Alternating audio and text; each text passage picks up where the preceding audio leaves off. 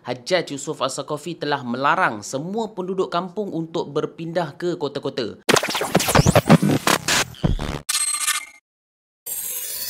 Assalamualaikum warahmatullahi taala wabarakatuh. Banyak sejarawan mengatakan bahawa Hajjaj Yusuf As-Saqafi dikenali sebagai seorang yang zalim di zamannya. Namun di sini saya akan kongsikan bahawa di sebalik pendapat yang mengatakan bahawa Hajjaj ini seorang yang zalim, terdapat banyak lagi perkara yang menunjukkan bahawa Hajjaj Yusuf As-Saqafi merupakan gubernur yang sangat baik di era pemerintahannya. Ada juga riwayat mengatakan bahawa Hajjaj bin Yusuf As-Saqafi ini sekadar pandai dalam bidang ketenteraan sahaja. Namun sebenarnya Hajjaj juga terkenal dengan seorang yang pandai dalam bidang pembangunan. Beliau telah membina ketamadunan, sebagai contoh di kota Wasit yang terletak di pertengahan jalan antara Kufah dan Basrah. Kota ini dibangunkan sebagai tempat markas tentera yang terdiri daripada rakyat dari negeri Syam.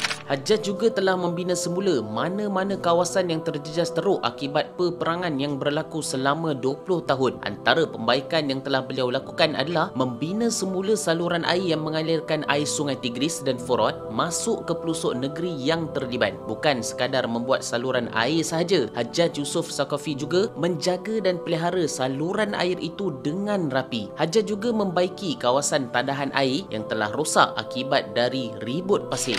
Bagi memastikan penduduk di kampung mendapat akses kemudahan dari segi keperluan harian, Hajjaj Yusuf As-Saqafi telah melarang semua penduduk kampung untuk berpindah ke kota-kota. Beliau telah membangunkan kedai-kedai untuk perniagaan orang kampung, di samping membaiki sistem kewangan dengan mewujudkan alat-alat timbangan dan ukuran. Dan antara jasa Hajjaj Yusuf As-Saqafi yang paling besar di dalam tamadun Islam ialah beliau telah menjadi seorang yang memperbaiki tulisan-tulisan di dalam Al-Quran, di mana beliau telah memperkenalkan titik-titik pada huruf-huruf tertentu di dalam Al-Quran. Hajjaj Yusuf As-Saqafi juga bukanlah seorang yang bekerja demi kepentingan diri sendiri, bahkan tidak pula mengharapkan balasan demi menaikkan nama sendiri untuk dijadikan kenangan. Sehingga kan Khalifah Abdul Malik dan Al-Walid sendiri merasakan keikhlasan Hajjaj Yusuf As-Saqafi dalam hikmat yang diberikannya kepada Khalifah. Dalam satu riwayat, Khalifah Sulaiman bin Abdul Malik pernah bertanya kepada Yazid ibnu Abi Muslim, "Menurut pendapat kamu Yazid,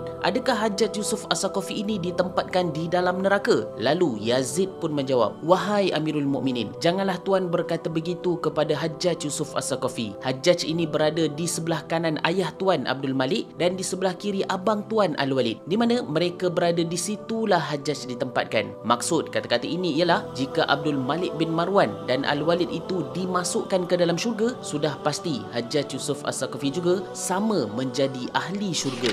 Itulah dia gambaran sebersedikit kehidupan Hajjaj Yusuf As-Saqafi, baik sama ada di dalam peperangan ataupun di dalam pentadbiran. Bagaimana cara Hajjaj mentadbir urus di zamannya yang penuh dengan kesusahan, begitulah yang telah tercatat di dalam lembaran sejarah. Moga Allah Subhanahu Wa Taala merahmati Hajjaj Yusuf As-Saqafi, gubernur Iraq kerajaan Bani Umayyah.